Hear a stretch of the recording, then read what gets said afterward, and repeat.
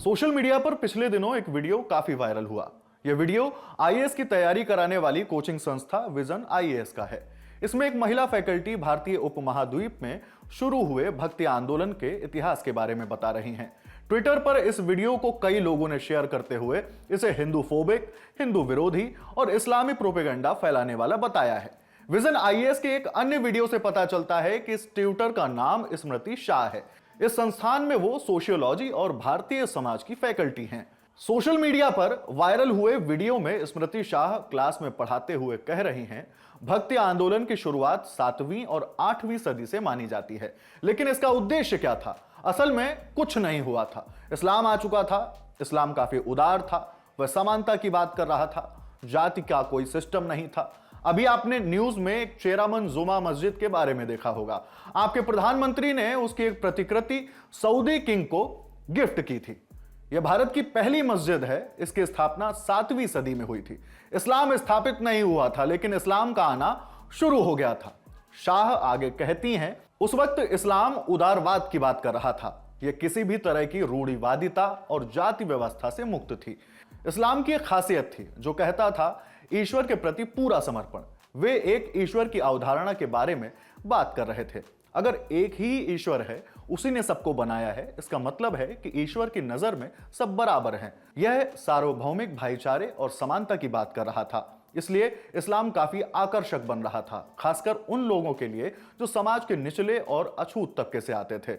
स्मृति शाह ने वीडियो में यह भी कहा है, इसलिए उस वक्त भय का ऐसा माहौल बना कि लोग अपनी स्थिति को बदलने के लिए इस्लाम को अपना रहे हैं। यह उस वक्त हिंदू संस्कृति के अस्तित्व के लिए खतरा बन गया। तब समझ नहीं आया कि करें क्या, तो उन्होंने कहा कि हिंदू धर्म में एक सुधार आंदोलन को लेकर आते हैं। और उस वक्त हिंदुओं में जो सुधार आंदोलन हुआ वही था भक्ति आंदोलन। इससे वे ये स्थापित करना चाहते थे कि हिंदू धर्म इस्लाम से इतना भी अलग नहीं है। इसलिए भक्ति आंदोलन पूरी तरह धर्म को समर्पण की बात करता है। इस वीडियो क्लिप को बीजेपी के कई नेताओं और सोशल मीडिया यूजर्स ने शेयर किया है। ये सभी विजन आईएएस की आलोचना करते हुए उस पर इस्लामी प्रोपेगेंडा का प्रचार करने का आरोप लगा रहे हैं। कई लोगों ने स्मृति शाह के खिलाफ कार्रवाई करने की भी मांग की है। बीजेपी दिल्ली के प्रवक्ता अजय सहरावत ने वीडियो शेयर करते हुए लिखा, भक्ति कल्ट, विजन आईएएस क्या बकवास पढ़ा रहे हो।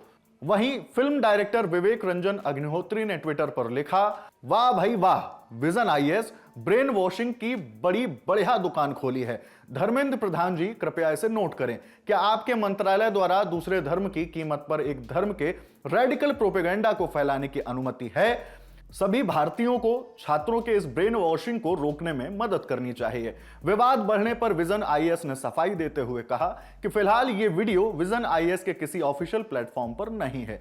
कोचिंग संस्थान ने लिखा, विजन आईएएस का मकसद कभी किसी की भावनाओं को ठेस पहुंचाने का नहीं रहा है। उस वीडियो क्लिप में भक्ति आंदोलन के उत्थान के सिर्फ एक संभावित कारण पर चर्चा है, और उसमें भी एक खास समय की। स्पीकर ने जो कहा वह सनातन धर्म के अनुयायियों की त्वरित प्रतिक्रिया थी। इसमें अंतर्निहित शक्ति जिसने भक्ति आंदोलन का रूप लिया, इसका मतलब था ईश्वर में पूरी तरह समर्पण और साथी मनुष्यों के लिए प्यार और इस्लाम की समतावादी अपील की बराबरी करना। विजन आईएएस ने बयान में आगे लिखा, अगर हमारी किसी बात से किसी समुदाय या सदस्य की भावनाएं आहत हुई हैं तो हम माफी भी मांगते हैं। यह जानबूझकर नहीं किया गया है। विजन आईएएस भारतीय संविधान में दर्ज भावनाओं और मूल्यों में भरोसा करता है। हम अपने देश की विविधता और भावनाओं को लेकर सचेत हैं। मध्यकालीन भारत में भक्ति आंदोलन की शुरुआत को धार्मिक और सामाजिक सुधारों के रूप में देखा गया। एनसीईआरटी टेक्स्ट बुक के मुताबिक